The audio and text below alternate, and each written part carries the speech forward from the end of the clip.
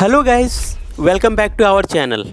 आज की वीडियो मैं आपको बताने वाला हूँ एनआईएस बोर्ड के अंदर जो ऑन डिमांड का एग्जामिनेशन है। जी हाँ, एक ऑन डिमांड एग्जामिनेशन में तो सारे बच्चे फॉर्म फिलअप कर लेते हैं, लेकिन ऑन डिमांड एग्जामिनेशन में क्या सिलेबस आने वाला है, जी हाँ, कौन कौन से सब्जेक्ट में वो लोग पार्टिसिपेट कर सकते हैं। काफ़ी सारे बच्चे ऐसे कंफ्यूज होते हैं जिनको सब्जेक्ट के बारे में नॉलेज नहीं होता है और कोई भी सब्जेक्ट वो लोग सेलेक्ट कर लेते हैं। तो पूरा डिटेल वीडियो बताने वाला हूँ दोस्तों, तो प्लीज़ बिल्कुल ध्यान से इस वीडियो को देखिएगा ताकि आपको कोई कन्फ्यूजन ना रहे आपके मन में। जी हाँ, सिलेबस एक बहुत ही इंपॉर्टेंट पॉइंट है, आपको पता होना चाहिए कि पेपर कहाँ से आता है ऑन डिमांड का। अगर आप लोग ये सारी चीज़ें जान लोगे, ऑन डिमांड के अंदर आप लोग आसानी से लगभग 100% मार्क्स आसानी से ला सकते हो। जी हाँ, सबसे पहली बात तो ऑन डिमांड एग्जामिनेशन जो सिस्टम है उसके अंदर कौन कौन से बच्चे पार्टिसिपेट कर सकते हैं उसके बारे में हम लोग जान लेते हैं। On demand examination basically NIS board के अंदर गाइज साल भर कभी भी होता है। जी हाँ, जब चाहो तब आप लोग एग्ज़ाम दे सकते हो, लेकिन सिर्फ पब्लिक एग्जाम जो होता है उसको छोड़ करके आप लोग कभी भी ऑन डिमांड एग्जामिनेशन दे सकते हो। इसके अंदर कौन कौन से बच्चे पार्टिसिपेट कर सकते हैं मैं बता देता हूँ आपको।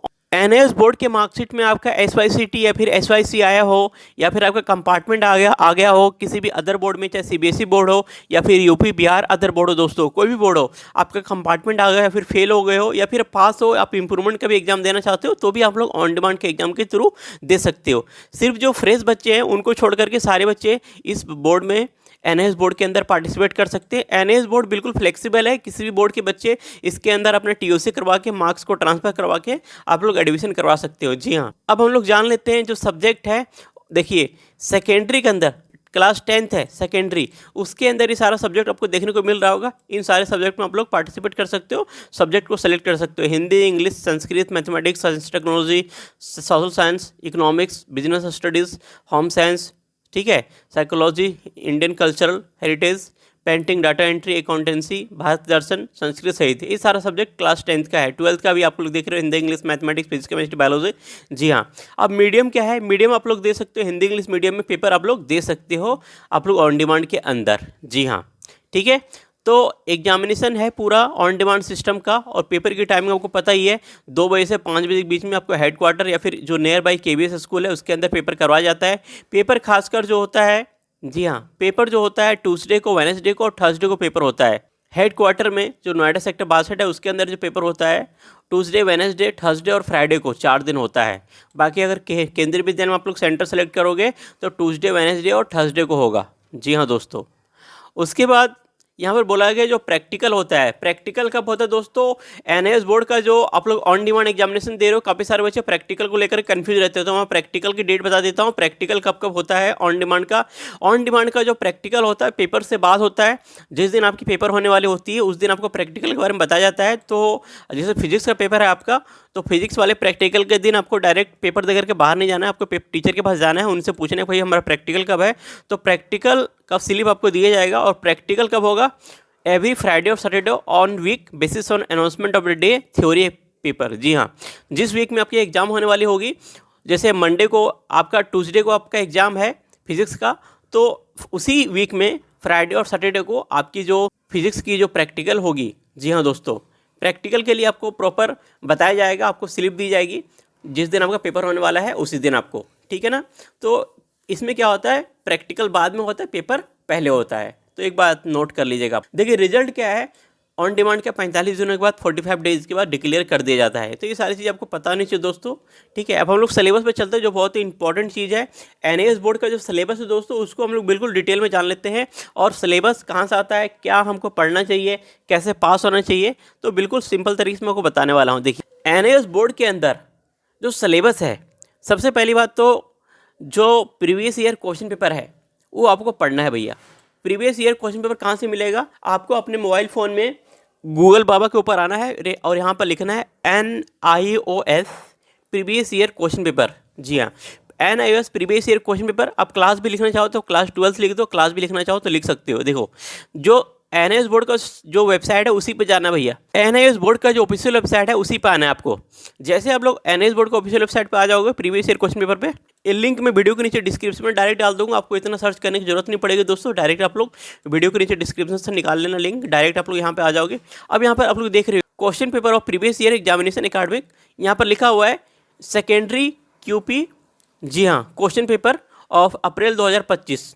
यहाँ पर अप्रैल 2025 में भी अभी जो एग्ज़ाम हुआ था उसका सारा पेपर आपको देखने को यहाँ पर मिल जाएगा। ठीक है, आपको इस लिंक पर क्लिक करके डाउनलोड कर लेना है। उसी तरीके से सीनियर सेकेंडरी क्वेश्चन पेपर अप्रैल 2025 का है। ठीक है, सीनियर सेकेंडरी क्वेश्चन पेपर 2024 का, देखिए 2024 का, उसके बाद 2023 का, ये सारी चीज़ें यहाँ पर डिटेल में आपको सारी क्वेश्चन पेपर यहाँ पर दी गई है। अभी जो अक्टूबर 2025 में एग्जाम हुआ उसका भी क्वेश्चन पेपर आने वाला है, कुछ ही दिनों में आ जाएगा। तो सारा जो क्वेश्चन पेपर है आपको डिटेल में यहीं से मिलेगा दोस्तों, कहीं अदर वेबसाइट या कहीं और नहीं जाना है, सारा क्वेश्चन पेपर आपको यहीं से मिल जाएगा। अब चलिए मैं आपको यहाँ पर इसको डाउनलोड करके दिखाता हूँ। इस पर जैसे क्लिक कीजिएगा आपको जो क्वेश्चन पेपर है यहाँ पर जिप फॉर्मेट में इस तरीके से डाउनलोड हो जाएगा। इसको आपको ओपन करना होगा। ये देखिए हमारा पूरा जो क्वेश्चन पेपर है वो आ चुका है, हमने डाउनलोड कर लिया है। इंग्लिश का है, हिंदी का है, बंगाली का है, ठीक है, इकोनॉमिक्स का है, सोशल साइंस का है। यहाँ पर देख सकते हो सोशल साइंस का पूरा क्वेश्चन पेपर है।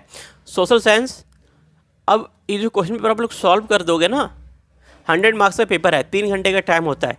ये जो MCQ आप लोग देख रहे हो, ये पूरा पेपर आप लोग देख रहे हो, अगर आप लोगों ने ये पूरा पेपर सॉल्व कर दिया बिल्कुल आसानी से, जी हाँ, तो ऑन डिमांड के पेपर में लगभग जो प्रीवियस 5 ईयर या फिर 10 ईयर के क्वेश्चन पेपर हैं उसी में से पेपर आते हैं।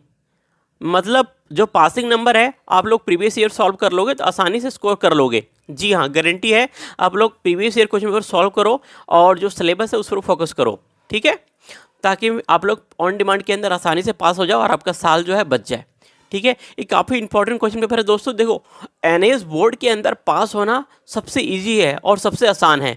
अगर आपको कोई बोलता है भैया कि ऑन डिमांड में सबसे हार्ड है पास होना, ऑन डिमांड में आप लोग पास नहीं हो सकते हो, तो आपको गलत समझा रहा है। जी हाँ, ऑन डिमांड में देखिए, आप लोग खुद से देख लीजिए ना। देखिए ऑन डिमांड का क्वेश्चन पेपर है, आप लोग एक बार ध्यान से देखिए बच्चों। इसके अंदर बोला गया है कि 1 से लेकर के जो 15 है, मतलब 15-16 MCQ यहाँ पर दिया गया है। देखिए एक सेक्शन A के अंदर देखिए ये भी सारा MCQ आपको देखने को मिल रहा है। कितना सारा MCQ यहाँ पर दिया गया है, देखिए यहाँ तो ज़्यादा MCQ दे दिए गए यार। मतलब ये मान के चलिए आपको यहाँ पर 20 MCQ दिया गया है। मान लीजिए पासिंग होने के लिए 100 में से 33 नंबर चाहिए, 20 तो MCQ आ गया है। अगर कोई बच्चा गलत भी टिक करेगा तो भी उसका 4-5 तो सही हो ही जाएगा। जी आप लोग समझ पा रहे हो ना। जी हाँ, 21 में देखिए फिल इन द ब्लैंक्स दिया गया है। उसके बाद यहाँ पर देखिए मैच वाला, जो हम लोग CBSE क्लास में 5वीं 6ठी क्लास में पढ़ते हैं ना, मैच द कॉलम, वो आपको यहाँ पर बताना है। जी हाँ, उसके बाद fill in the blanks 1-1 number के हैं, फिर यहाँ से MCQ आ गया है। तो बिल्कुल आसानी से यहाँ पर है कि पेपर में देखिए कुछ भी नहीं है, MCQ और फिल इन द ब्लैंक्स ये सब आपको मैच द कॉलम फिलअप करना है। अब यहाँ पर 2 नंबर वाले क्वेश्चन चालू होते हैं जिसमें से छोटे छोटे, मतलब कि आपको 30 से 40 वर्ड में यहाँ पर डिस्क्राइब करना है। सिंपल है, यहाँ पर आपको 2-2 नंबर के हैं तो 2-2 नंबर के हिसाब से आपको लिखना है, पॉइंट वाइज लिखना है। देखिए जब भी आप लोग क्वेश्चन का आंसर लिखना है तो देखिए क्वेश्चन नंबर आपको डालना है। क्वेश्चन नंबर आपको पूरा क्वेश्चन नहीं लिखने जाना भैया। Explain any 3 conclusive of the second world war, यहाँ पर लिखा गया है कि द्वितीय विश्व युद्ध के किन्हीं 3 परिणामों की व्याख्या कीजिए। तो 3 परिणाम है तो उसको पॉइंट लिखना है। क्वेश्चन नंबर 42 डालना है पेपर के अंदर और बिल्कुल बोल्ड और हाईलाइट में।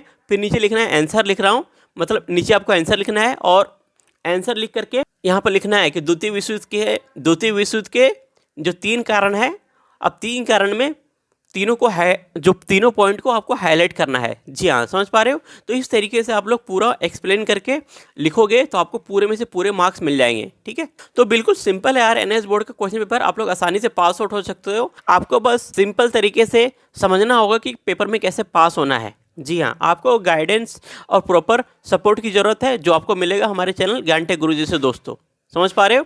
आप लोग बने रहिए हमारे चैनल ज्ञान टेक गुरुजी पे दोस्तों। चैनल पे सब्सक्राइब नहीं किए तो प्लीज़ सब्सक्राइब करके बेल नोटिफिकेशन ऑन कर लीजिएगा, ताकि आप लोग NIS बोर्ड से रिलेटेड सारी जानकारी, NIS बोर्ड के लिए, साथ में बोसे बोर्ड के लिए या फिर अदर बोर्ड के लिए आपको अपडेट मिलता रहेगा।